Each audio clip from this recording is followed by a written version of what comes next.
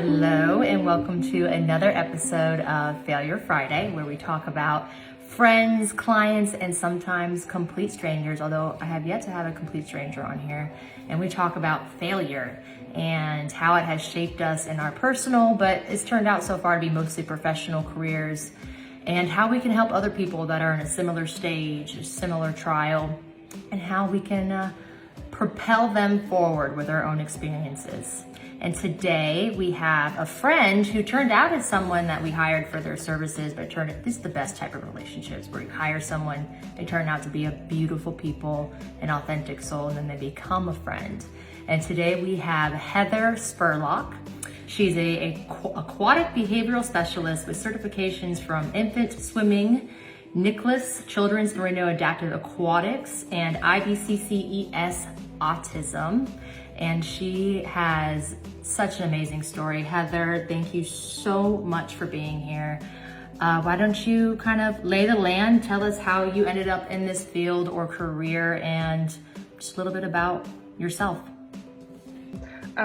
So it'll get heavy first, I'm sorry. So we found out about infant swimming resource and teaching self-rescue from a newspaper article that was published about our son's drowning. Stephen drowned in May of 2013, and they put all your business out in the media, and so somebody commented on social media that we should have done ISR, and at that point I was like, hey, what is that? And so I went on to research that, and after enrolling my kids in ISR for self-rescue skills, we then decided that I was going to become an instructor. Not that smoothly. I'm sure that is not. There were years later, obviously, but it's personal and professional. The whole thing is tied together. Our lessons were indoors here in Jacksonville, and I would stand poolside, and I know with my sunglasses on, watching them go through lessons, just so that they couldn't see that I was in tears watching them. I knew that they were safe, I knew that they were okay, but just watching the whole experience, it was hard for me, especially after experiencing the tragedy of losing Stephen to drowning. When we first, had him in the water, we took them to a different type of lesson. It was mommy and me. They taught us, how to have a fun time, that water was fun. And that was all that we learned. So we essentially told our child, we communicated to him that this is a fun thing for you to do, enjoy it. There's, no harm in it. And so he wasn't skilled by any means. He couldn't swim. He couldn't do anything in the water without me holding him. And so at that point, we put him in floatation devices. Whether it be a puddle jumper or the bathing suit with the flotation inside of it, he was always in one every time that we had him in the pool. And the day that he drowned, they changed him out of that flotation device. They put him into his regular clothes. They put all the kids down for naps, and he was the last one to be put down. She was changing somebody's diaper, and he jumped back in the pool just like he had done every single time. Prior to that, he would go to the deep end, he would jump in, wiggle his way, because I'm not going to call it swimming, to the steps, get out, walk back around, and then do it over and again. And so while my husband and I were at work that day, I can only imagine that that's exactly what happened. The day that he did drown was that he thought he was capable of swimming, and every time he had jumped in prior to that, he floated back to the surface. And because he didn't have that suit on, it didn't bring him back up to the surface. This is the first time I've ever heard you tell this story, which I think I thought, so you weren't there. No, so I actually, and I told you I wasn't going to tell you this, but I was a certified teacher. I taught elementary school, and prior to that, I taught preschool for many years.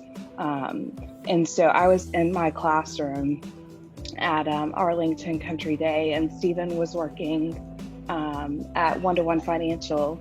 And I'm assuming they called him first. The details are kind of fuzzy. I didn't have reception in my classroom. This particular day, we woke up that morning and he got up at like 1 or 2 o'clock in the morning and he wanted to play. And Stephen got up and played with him at like 1 a.m. It wasn't your typical day. And so he loved daycare. There were no transition issues, but that morning he sat by the door in tears and he didn't want to go. I was 9 months pregnant with London, and I had made up my mind. I was going into work that day. I was going to put in my notice, tell them it would be my last day. I was going to go out on maternity leave. And so the substitute was supposed to be at my classroom at noon. She was an hour late. In that time was when Stephen drowned. And so I missed the call. I don't even remember how they got a hold of me, but they just told me to go to the hospital and nobody would tell me what was going on. And so it wasn't until we got to the hospital that we actually found out what had happened. Wow. How long between this, I don't even have a word for worse than tragedy. Like my stomach hurts right now because Sorry. I just can't. No, don't apologize. Like, this is what you have to deal with every single day, and it's what makes you good at what you do. Right, but the whole thing was that it took a lot of searching.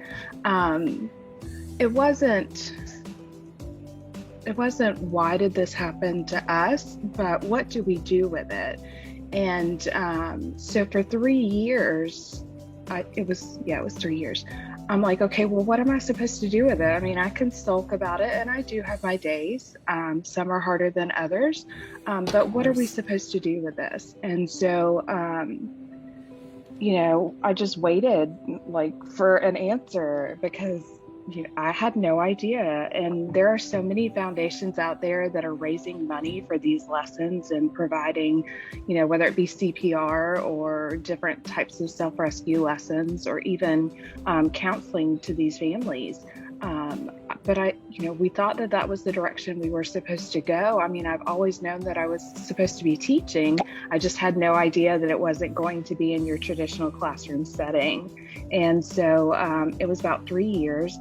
I walked out of these swim lessons on San Jose, right down the street from you guys. And clear as day, God was like, this is it. This is what I want you to do. And I was like, all right, so maybe. You had a moment of clarity like that? Absolutely. And so, but there's always that moment of questioning. I had no pool, Kendall. We had no money. When Stephen died, Arlington Country Day fired me on the spot.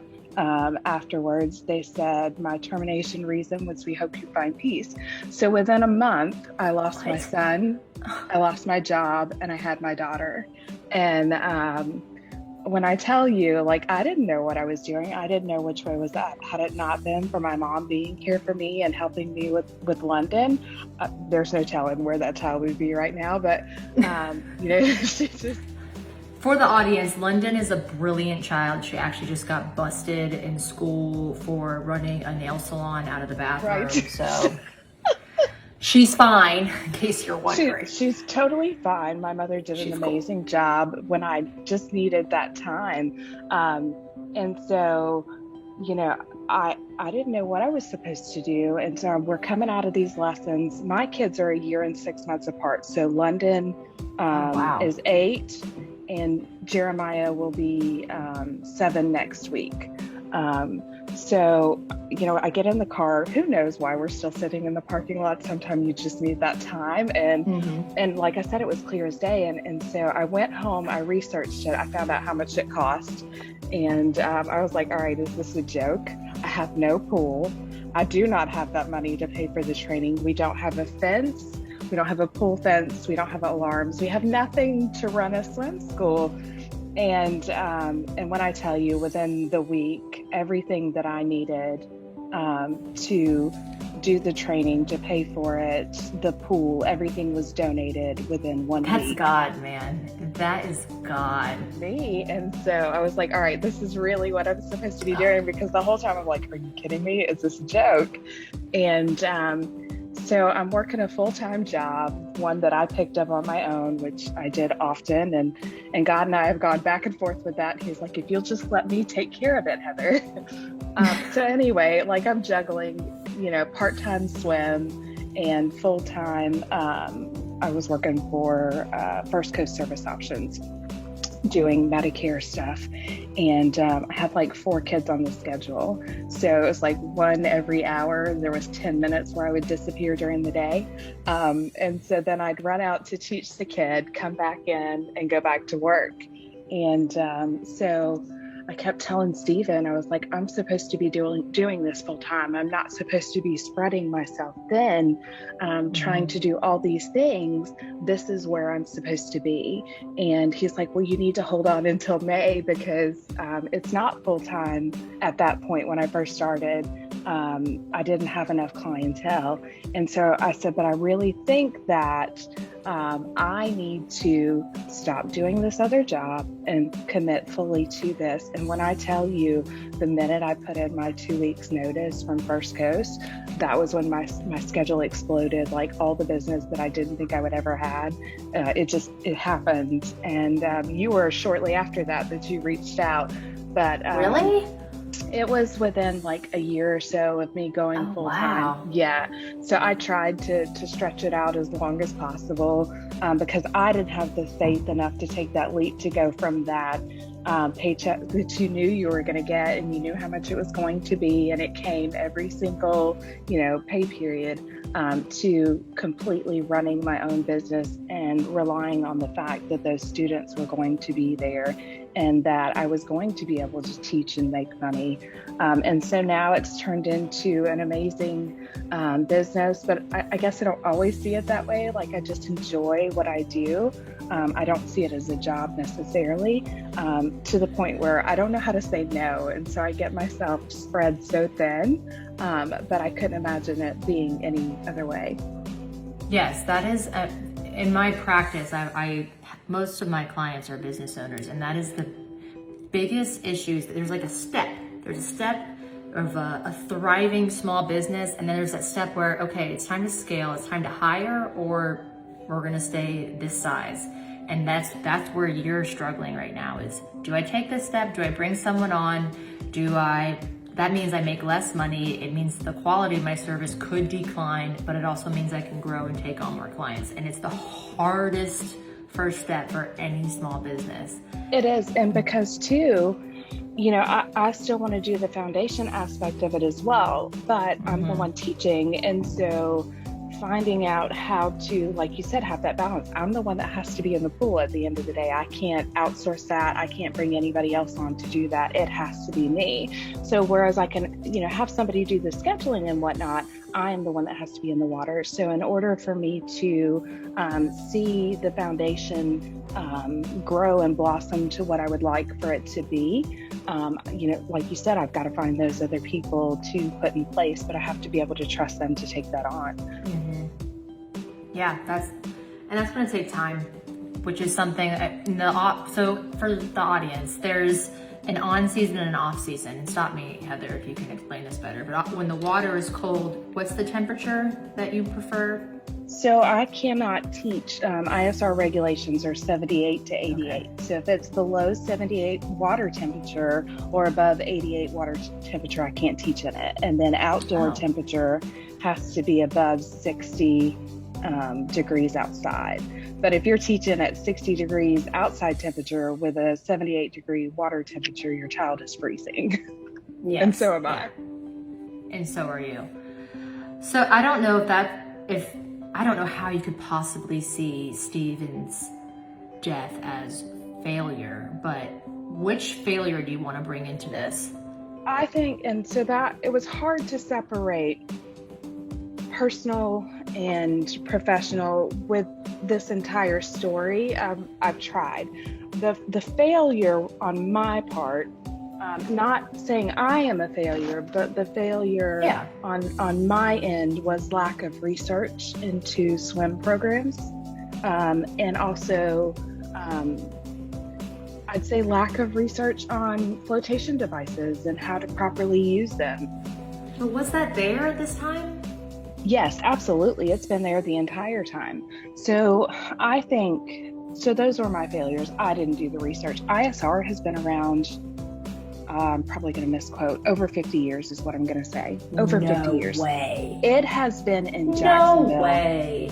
Kendall, it has been in Jacksonville for 20 something years. And when I tell you, I was so angry, not only with myself, because we didn't know about it, but at the same time, with the instructors here, because why are you guys not singing this at the top of your lungs? And so when I got into the water and my business exploded and I was teaching from 8 o'clock in the morning to 7:30 at night, I understood why we're not hearing from the instructors, because there's not enough of us and we are spending every single second we have in the water trying to make sure that these kids have the skills that they need to prevent drowning. Because there are very few other programs, not that I'm going to mention names, but like ISR in this area, that offer the rigorous certification that ISR does. We go through, my training was a little bit longer than everybody else's because I would not let them let me leave training without 100% me being confident that I was capable of teaching other students. But typically it is 6 to 8 weeks, 8 hours a day, in water and in book learning. And it's not paid. So it's a full-time job where you're learning how to become an ISR instructor. And so, I couldn't even afford childcare at that point, and we were $5,000 behind on childcare at the center that our kids were going to. And you get a week or two behind, and they're kicking your kid out, and nobody said a word to us. So everything, truly fell into place, and God truly worked it out for us, so that I was able to complete that training. And for the first session, I taught out of my instructor's pool. And then after that, I had different clients that would allow me to teach out of their pool. So we go into, people's backyards, teaching out of their residential pools. And some of them will say, hey, you can bring other people with you. And then I'll put together a couple hours worth of students that live in that area and just teach out of the pools that people allow me to work in. So my question would be, what would you have to do to train other instructors to be ISR certified? Because that's a lot more scalable, right? You can have multiple people in one pool at a time in charge individually and add massive value, because in that way you truly are providing a solution to the tragedy that happened. Exactly. So personally, for me to be in the water training them, I have to have several more years and probably thousands more students under the belt. And then there's a whole nother program. How many more years? I don't know for certain, but there's a master instructor program. But I think bigger scale than that, which is part of where we would like to go as far as foundation is concerned. I, for one, want to help cover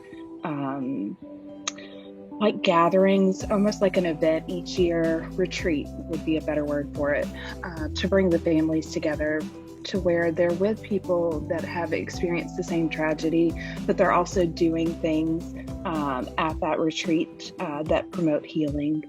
And so that would be ideally where I would want to go with that. But I'd also like to cover scholarships for students as well as instructors. The training for ISR is $12,500. Wow. It is. And so, and at the time that I was becoming an instructor, they wanted it all up front. I didn't have money to put food on my table. So how was I supposed to come up with that? And like I said, God worked that out for us. But, does everybody have that same experience? No. I have a friend that I referred. She's a nurse. and they approved her for the program, but she's a single mom with 4 kids and one of them special needs. There's no way she can come up with the money to pay for the training. So there's a potential instructor that's just sitting wayside because financially they can't afford the training. So what could someone in a similar situation as you were, at any stage, whether it's maybe not many people are going to have the same inspirational event, quotation mark, that gets them into this field. Maybe no one else. What someone trying to get into this who doesn't have the funds, what can they do? Are there foundations out there that do this already? There is one, Live Like Jake, and she's the one that provided, her name's Carrie Morrison, and her son Jake drowned a couple months after Stephen, but she currently offers scholarships for siblings of children who have drowned, as well as financially people who need that. There's income verifications that she does, but if you fall within a certain range, they offer scholarships, and as long as the instructor accepts it, they're able to do that for the students. And then she's just recently added on a portion. She doesn't pay the entire amount of the training, but she pays some of it. And the exchange, I believe, for that is that the instructor has to teach so many students that are scholarshiped. So that's the only thing that currently exists, yes. In this area? She is in Palm Beach area, but oh wow, yeah. So she was the first one that I'm aware of that offered scholarships as far as for the survival lessons. And I don't even remember. I think it was when we reached out to the swim school that we took our kids to, they connected us with her as far as scholarships were concerned, because that was just not something that we would have been able to do. So one thing that AJ does, so AJ's always wanted his own foundation, but I just manage so much stuff to make sure that he really just has to focus on football, that I was honest with him and I was like, I can't take on another project. I'm afraid to. But wait, so his agent referred us to his name's Eddie. I can't recall the company that he works for, but if anybody's interested, I will share that information. And what he does, they set up the foundation, they manage the foundation, they host the events, and they are a nonprofit themselves. And in exchange, when they host a fundraising event, they take a percentage of the fundraising, which in the end is totally worth it, because AJ, all he does is show up. That's all he does. He doesn't worry about anything. They have the board, they satisfy all of the administrative stuff. That would be a good solution. It would. It absolutely is, because that has been the biggest part of what's held me up, is that, like I said, I know where I need to be, and as much as I want to start that foundation, the baby, I know that it's not something that I can do. And then the legal aspect of it, and there's just so many things that I don't know, and that scares me in that sense. So it was funny you said that, because when we were talking about fear of failure, that's what has kept me from going with the foundation, is because I don't know what I'm doing. And so because there, if you misstep, then that could potentially be a really bad thing. And so that would be. Yeah, I think he only works with professional athletes, but he prefers out. There's other institutions that work with individuals. I'm definitely not a professional athlete. No, but I mean, there's other foundations that I think that'd be such a great solution. And I mean, the goal here is just to provide the training, to provide the scholarships to these people. You don't have to put in the blood, sweat, and tears. You're not trying to make money at doing it. You're not trying to have a tax shelter. Absolutely not. And you want to continue with your business. Would you ever, as far as scalability of your business, would you ever want to bring on more instructors? It's definitely a possibility. I think the two would have to coincide. Is that more instructors, but also a central location, so that everybody can work within the same pool, but also having an indoor location. I really struggled this year with weather. It rained so much this summer that consistency is key. These lessons are 5 days a week, up to 10 minutes each day. And so the same kids are getting rained out every single day, or, whether it be lightning or just pouring rain, that they're not getting the consistency. And so those lessons were taking longer, which then kept other children from being in the water. So the consistency is huge. And then having a location that we can all work out of. And the reason I say it would take more than one instructor is because of the cost of having an indoor facility is phenomenal. Like, it's just, I think one of the ladies that started one up, they've since closed it. It was like $70,000-$80,000 just to start it. And then the monthly bills were $5,000-$6,000. Yeah, that sounds about right. Right. So it would take many of us in one location to do so. But the instructor aspect of it, just the educating alone, outside of the swim lessons, that, we see everywhere we turn, the flotation devices on these kids, and people don't realize the false security that they're giving them. So there's so much more than just the in-water aspect of teaching kids self-rescue.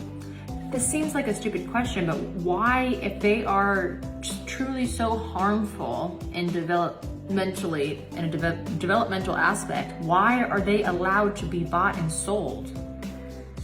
So they are meant to be used on open water, on boats, or watercraft type things. However, we are marketing them in the swim aisle with the bathing suits and goggles and all of the other things. And so I made the same mistake when we had Stephen. I didn't read what the thing said. I didn't pull it up online to see. Yes, it says it's Coast Guard approved, but it's not approved for swimming. None of these devices are actually approved to swim in, because they hold the child vertical in the water. And the vertical posture is drowning posture. And so we also, typically the children are younger, and when we take them off, they don't know what's doing the work, whether it's them or the device. And like in my son's case, he didn't know that that's what kept him afloat. And so he tried to do the same thing without it, and he didn't resurface because there was nobody there to get him out. Speak to that again. The vertical position is the drowning position. What does that mean? So the flotation device holds you straight up and down. And I have this wonderful flyer for that to demonstrate it. But when you are straight up and down, you're not able to move forward or backward. You're just stuck. And so if you are treading water, you're just wasting energy, but you can't move anywhere because you're vertical. And so that's why it's so important for you to be horizontal, so that you can move forward and you're progressing towards whatever it is that you're trying to grab. Whereas with our self-rescue lessons, say there's no edge, the child learns after they've turned a year and they start walking, they learn to swim for a couple seconds, turn over and float to get a good breath, and then flip back over to swim again, so that they can either get to the steps, the side, or whatever it is. But the key difference in ISR lessons is that the child learns to float, and so that they're able to get air, as opposed to your other lessons that teach them how to swim, but they don't teach them how to get air. So with the exception of that child popping up for a quick second to get air, they don't get enough breath to continue swimming any distance. And so they end up tiring out and end up drowning before they're able to get to a side or stairs, because they're not getting enough air in that just little pop up for breath. Yeah, it really is an amazing process. In the beginning, I know it was hard. I could not. I literally would not be here. Like I would watch on the camera to to make sure that you were there and that the baby was in the pool. But I mean, I could not, my poor nanny, like at the time, like, we had Caroline and Cece, and they both would text me, and they were like, I don't know if this is working. But there's a day where you come out and your kid, Heather will throw your kid in like a somersault position into the water, and they just go, boop. Gently push them over.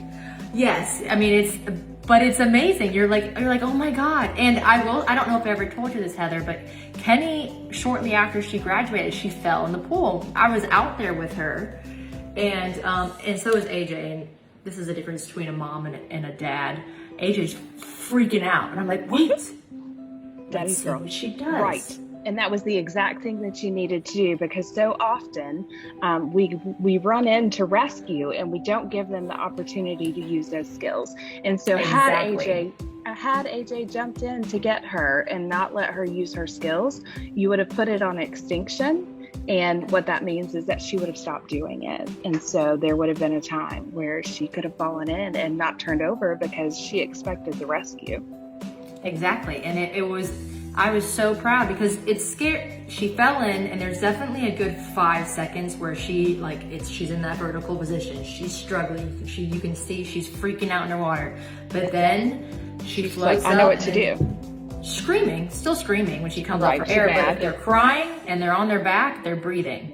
Crying is breathing. And I know that sounds horrible, and I try not to tell my It's parents not. that, because it just, I don't know, it doesn't sound like something I would want to hear as a parent. But the reality is that when do they cry outside of swimming lessons? I know that that's a lot of the focus, but we have to realize that with these lessons, we are forcing this child to do something that they did not ask to do. They did not sign up for it. They didn't tell you they wanted to do it. And so we were telling them, you are going to do this because it is good for you, and this could save your life. And so my children hated the car seat. We couldn't go anywhere without them screaming their heads off in the back seat. Did I not put them in the car seat because they were screaming? Absolutely not. They went in that seat, they got buckled every single time, and we went where we needed to go. But they were going to be in that seat because that's what kept them safe. And so I look at these lessons as the same thing. London's in competitive cheer right now. And I have so many parents that, hey, I don't have 10 minutes. I don't have the time for it. I can't come to you 5 days a week, or I don't want to hear my child cry. But you know what? Last week was Stephen's 11th birthday. I would have given anything to hear him cry. Mm-hmm. Just gosh, for 10 minutes. I'm sorry. No, cry. You run out of things to say year after year. It's hard. Whether it be birthday, or the day that he drowned, or the day that he died, or Christmas, or Mother's Day. I have 2 beautiful children here, but that doesn't replace him. And there's always that empty chair.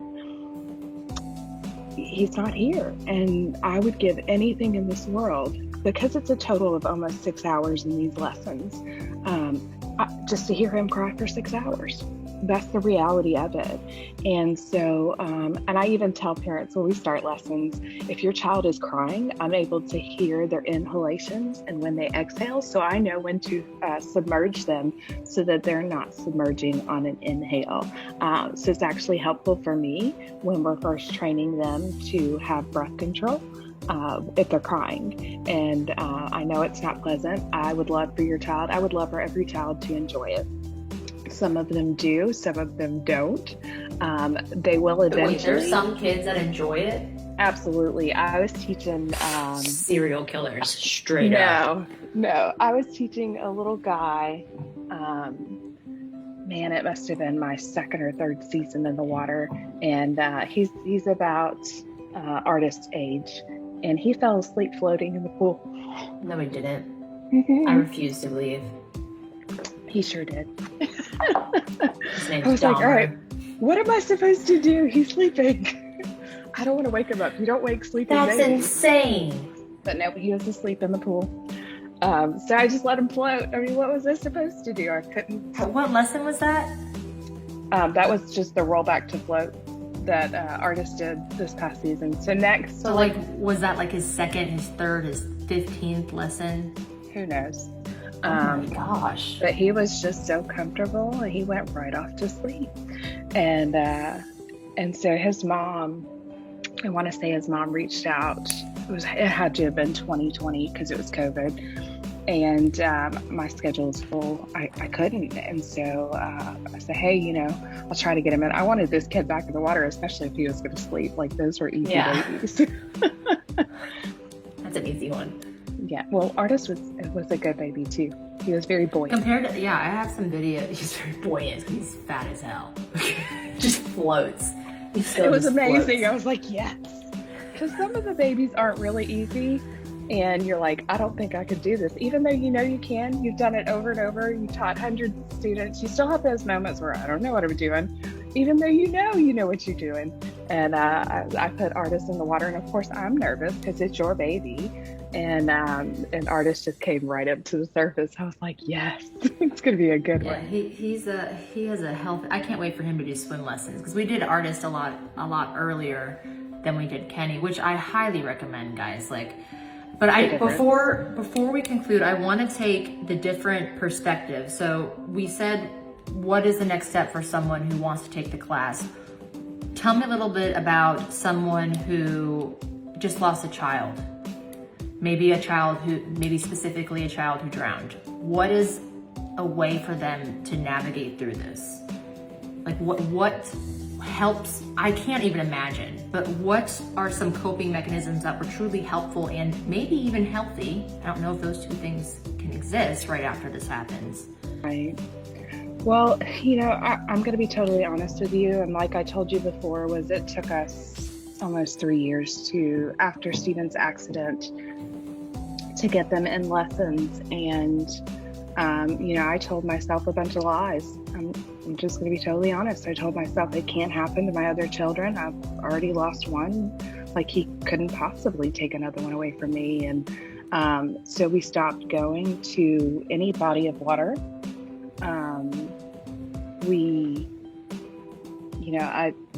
I couldn't even bathe my kids. And so then after a couple of years of that, I had gotten a message from somebody, and it said that they're pray for their niece, that she was napping with their 2-year-old. The 2-year-old woke up while the mother who was pregnant was still napping, and he made it to the bathroom and he drowned in the bathtub. And so it was in that moment that I realized that while I was avoiding all these bodies of water, A, we have to sleep, and B, we all have bathrooms in our homes, or we should. Oh, and we're in Florida. There's pools everywhere. Right. And well, I'm not even from Florida, so I had no idea. But those were the things that I told myself, and we didn't go to anything water for a very long time. And so it took somebody telling me that their grandchild, niece, nephew, whatever, drowned in a bathtub. And I was like, okay, well, we have to get my kids in lessons. And so, I even tell parents to this day, it's one of those fake it until you make it moments. I taught a kid 2 seasons ago who drowned. It was a non-fatal drowning in Pensacola, I believe. I didn't even think that could happen. That's how it does. I can share that with you some other time, but non-fatal drowning, she's perfectly fine, nothing wrong. 1 month after her drowning, they had her in the water with me. And whoa. And which was great because it happened. She had no recollection of it, so there's nothing stopping her from doing it again. Because the child was 2 or 3, so because she didn't remember any of it, what was to say that she wasn't going to walk right back out to the next pool and jump right in just like she did before? Whereas why didn't she remember any of it, do you think? I have no idea. I don't know. And so grandma got her in with me, and I took it super slow because A, I have the knowledge of losing your child to drowning. B, I know that there is going to be some hesitancy on their parts, and also the trauma of her drowning for the grandparent. So I just made sure that I was over explaining everything to them so that they understood, and built that trust with them so that they were okay with, the lessons for the child. And they brought her back to me this past season, and she's a little fish. She's amazing.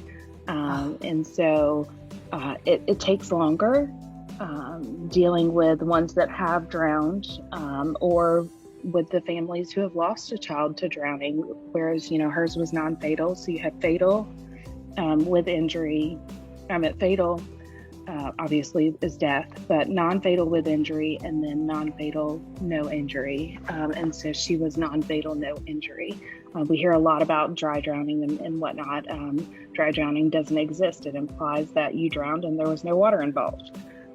So just knowing those terms, those are key, but it's something, as far as somebody who's been through it and getting into these lessons, it's a very slow process, slower than what we do with a typical child. And my motto is fake it till you make it. I put on my sunglasses inside, and I didn't let my kids see that I was crying or that, I was really upset watching them do it. But man, the positive reinforcement once they're done with lessons, it's so important. And just knowing that you are giving your child a skill that could save their life makes it totally worth it for me. I'm going to ask you a hard question. Do you feel, obviously it's rewarding in the way that you're making a difference, but do you feel like these lessons are adding to the trauma of your experience in any way? I would say no. I find myself in off season right now with nothing to do, and it's the hardest thing.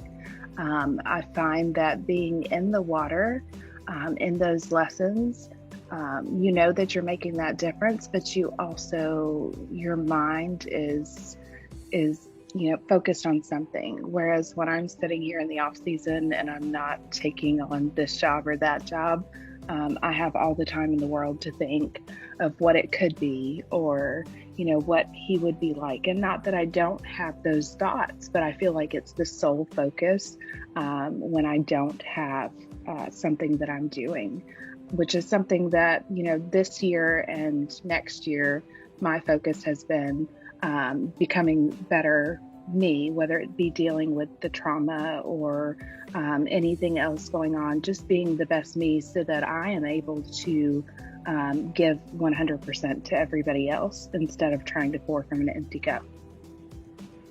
Yeah, that translates across every single industry, every career, no matter what you cannot pour from an empty cup. You can't. And I felt like I was getting there. And so then, we're at a place now that we can, do some of those things. And that was part of why I want to add in the aspect of counseling to our foundation, because a lot of it's not covered. The therapy needed is not covered with insurance, and not to mention the people that don't have insurance. So what is the next step for you in your business? Obviously for the foundation, it's just getting it started, starting the paperwork, but in your business, what is the next step that you're going to take in 2022? So next step, I'm going to try. If you want to share it. I have no problem with sharing. I am all over the place. I drive from North Jacksonville almost to St. Augustine daily. So we've really got to focus on our area. I'm still going to take all of my clients that I've had previously, but I'm not going to spread myself so thin, because it really needs to be grown on our side, because I'm the only instructor from, I would say, Riverside into Georgia. If you were to partner with an instructor, what type of process would you go through? Would you want to go through to ensure that that's a good fit? I would probably definitely say we'd spend some time together in a pool. I think that it's awesome when you do have another instructor to work with. because of the simple fact that if you're struggling with something, to have an outsider to be able to look in, they may have a different perspective than you do. And so having that other person in the water is so helpful. And then two, you can work together to provide those lessons, and some of the children are able to pick up on those things quicker. But I find that I do really well working with other people. I think the key is just, for me, that, it's not just about making money. Yes, you can make great money, but it's so much more than that to me. And I think that if you have that same mindset and you're willing to work hard, I'm going to be just fine working in the water with you. And what are some positive characteristics, psychology, attributes that have come from your version of this trial or failure? Like, how has it changed you, and how has that made you better at your job? I would say, and I probably have said it before, is that the empathy and compassion, because of having gone through it, that I bring to the table, in addition to the certifications and my education, I feel that those things are most beneficial, just simply because I know what the other side looks like, and I don't want that for anybody. And so, and I let my parents know that, we are living this every single day. And so if there's anything that I can do to help you to keep that from happening to you, then that's what I want to do. So you think it made you more compassionate? More empathetic, especially to the children. Like I said, I don't want your kid to cry. I want them to enjoy it. But at the same time, lovingly, we're able to skill them, and it's not just a self-rescue skill. They learn to swim, and they get to have a good time in the water. Kenny went from being very hesitant to she enjoyed the lessons. Yeah.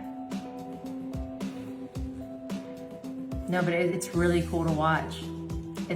I would say, from the parents' perspective, as someone who only has the experience of ISR, you have to be consistent. It's like with anything, really, but it's just because it's your child, and we dote on our children.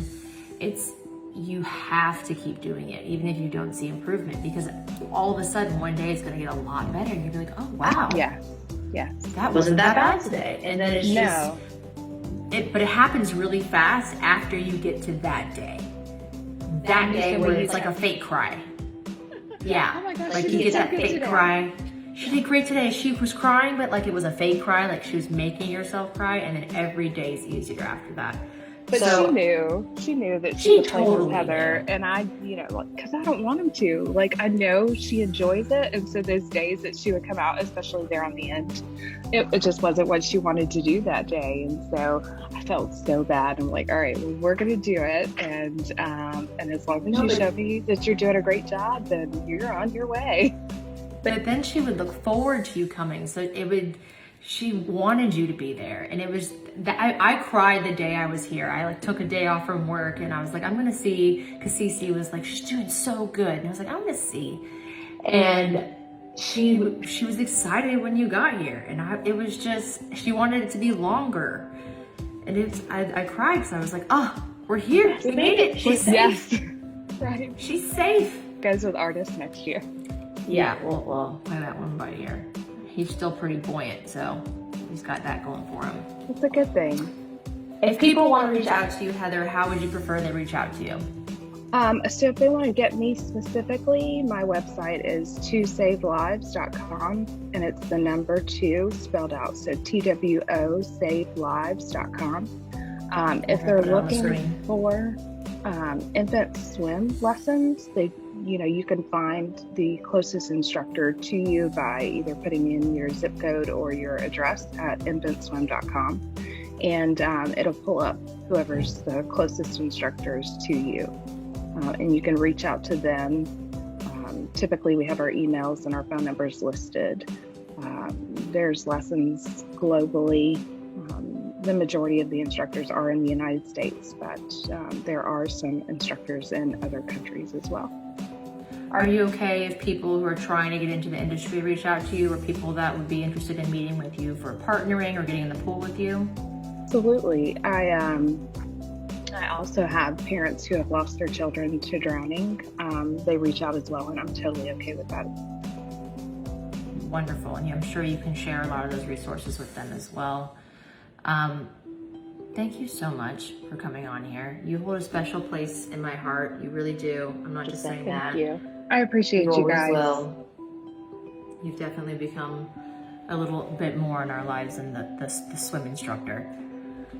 And I hope that I really enjoy it. I've enjoyed the time spent with your children in the water, working with them, and then even outside of that, we've really enjoyed getting to know you guys. Thank you. And that is our episode of Failure Friday. We're going to have all of Heather's contact information, website, ways to contact her. I want anyone, whatever direction you're coming from, to reach out to Heather. She truly is an expert in this space, obviously coming from a very personal place as well. Thank you so much, and I'll talk to you probably tomorrow. Awesome. Thanks, love. Alrighty.